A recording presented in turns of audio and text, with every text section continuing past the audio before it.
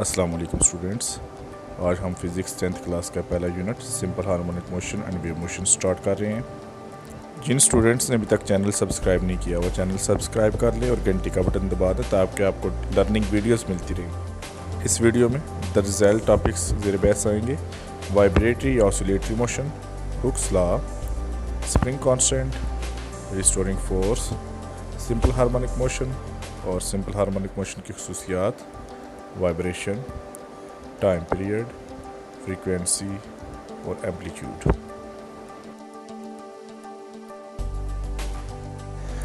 सबसे पहले वाइब्रेटरी या ऑसिलेटरी मोशन। किसी जिस्म की एक पॉइंट या वस्ती पोजीशन के इर्द गिर्द दोहराई जाने वाली मोशन वाइब्रेटरी या ऑसिलेटरी मोशन कहलाती है। इंग्लिश में हम कह सकते हैं if a body moves back and fourth और to and fro about a point, its motion is called vibratory motion or oscillatory motion. Vibratory motion की मिसालों में स्प्रिंग से बंधे मास की मोशन, सादा पेंडुलम की मोशन, क्लॉक के पेंडुलम की मोशन, झूले की मोशन और सीसा की मोशन शामिल है। हुक्स लॉ या हुक का कानून। जब स्प्रिंग पर फोर्स लगती है तो उसकी लंबाई में तब्दीली पैदा होती है। हुक ने लंबाई की तब्दीली और फोर्स के दरमियान ताल्लुक को हुक के लॉ की शक्ल में पेश किया है। जब स्प्रिंग को वस्ती पोजीशन O से डिस्प्लेसमेंट x तक खींचा जाए तो ये मास m पर फोर्स F लगाएगा। हुक के कानून के मुताबिक फोर्स F स्प्रिंग की लंबाई में इजाफा x के डायरेक्टली प्रोपोर्शनल होती है। F is proportional to x। यहाँ से हुक के कानून की मुसावात कुछ यूँ बनती है: F is equal to minus K x. Minus की अलामत ये ज़ाहिर करती है कि फोर्स डिस्प्लेसमेंट के मुखालिफ सिमत में है। इस मुसावात में K एक कांस्टेंट है। इस कांस्टेंट को स्प्रिंग कांस्टेंट कहते हैं।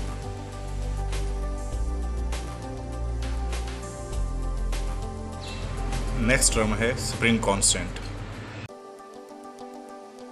स्प्रिंग कांस्टेंट की तारीफ हुक के कानून की मुसावात से की जाती है। अगर हुक के कानून की मुसावात से K की कीमत निकाल ली जाए जो कि आती है K is equal to minus F over x, तो K स्प्रिंग कांस्टेंट है जो कि फोर्स और डिस्प्लेसमेंट की रेशो के इक्वल है। K स्प्रिंग के सख्तपन की पैमाइश के लिए इस्तेमाल होता है। सख्त स्प्रिंग के लिए K की मिकदार ज़्यादा होती है और नरम स्प्रिंग के लिए K की कीमत कम होती है। The value of K is measure of the stiffness of spring. Stiff spring have large value of K, while soft spring have small values of K.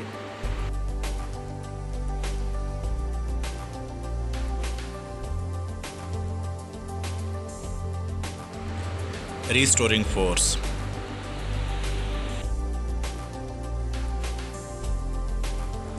Restoring force एक ऐसी फोर्स है जो ऑसिलेटरी मोशन पर अमल करने वाले जिस्म को हमेशा वस्ती पोजीशन की तरफ वापस लाती है। यानी अगर जिस्म वस्ती पोजीशन से दूर जा रहा है तो इसलिए उसकी मोशन को स्लो डाउन करके उसे रोक कर वापस लाने की कोशिश करती है। रिस्टोरिंग फोर्स ऑलवेज पुशेस और pulls object performing oscillatory motion towards the mean position. Students, Urdu medium book की तारीफ में गलती है कि रिस्टोरिंग फोर्स जिस्म को वस्ती पोजीशन से दूसरी तरफ धकेलती है। ऐसा अनर्शिया की वजह से होता है। रिस्टोरिंग फोर्स हमेशा जिस्म को वस्ती पोजीशन की तरफ लाने की कोशिश करती है। Simple harmonic motion.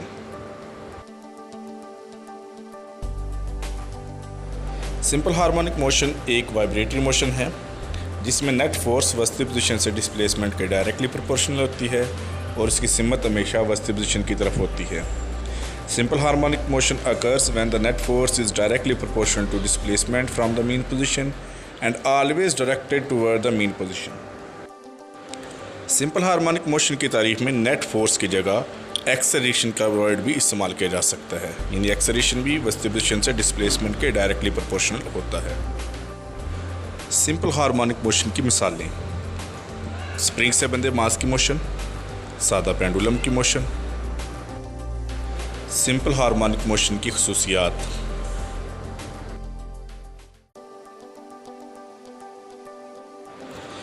A body executing simple harmonic motion always vibrate about a fixed position. पहली खसूसियत है सिंपल हार्मोनिक मोशन में जिस्म हमेशा एक वस्ती पोजीशन के इर्द गिर्द मोशन करता है, यानी इसकी मोशन वाइब्रेटरी मोशन होती है।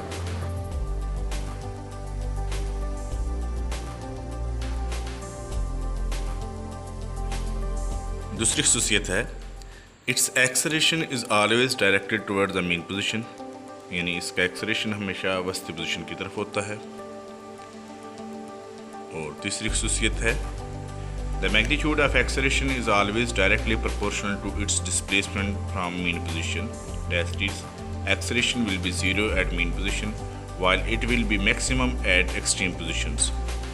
एक्सेलरेशन की मिकदार हमेशा इसकी वस्ती पोजीशन से डिस्प्लेसमेंट के डायरेक्टली प्रोपोर्शनल होती है, यानी एक्सेलरेशन वस्ती पोजीशन पर 0 और इंतहाई पोजीशन पर ज़्यादा से ज़्यादा होता है। Number 4, its velocity is maximum at mean position and 0 at extreme positions. जिस्म की वेलोसिटी वस्ती पोजीशन पर ज़्यादा से ज़्यादा जबकि इंतहाई पोजीशन पर 0 होती है।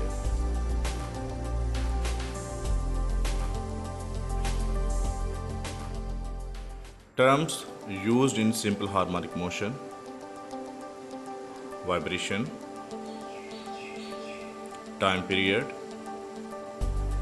frequency, amplitude। अब हम इन टर्म्स की तारीफ करेंगे। Vibration: one complete round trip of a vibrating body about its mean position is called one vibration। वस्ती पोजीशन के इर्द गिर्द वाइब्रेटरी मोशन करते हुए जिस्म के एक मुकम्मल साइकिल या चक्कर को वाइब्रेशन कहते हैं।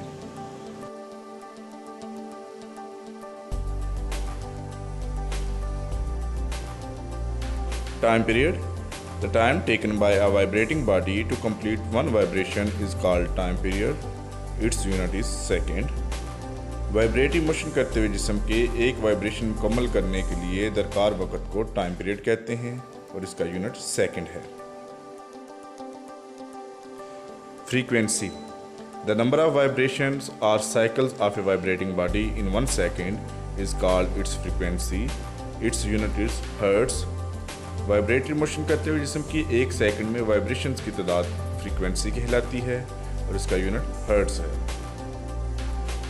Amplitude: the maximum displacement of a vibrating body from its mean position is called its amplitude. Its unit is meter. Vibratory motion करते हुए जिस्म का वस्ती पोजीशन से ज़्यादा डिस्प्लेसमेंट एम्पलीट्यूड कहलाता है और इसका यूनिट मीटर है।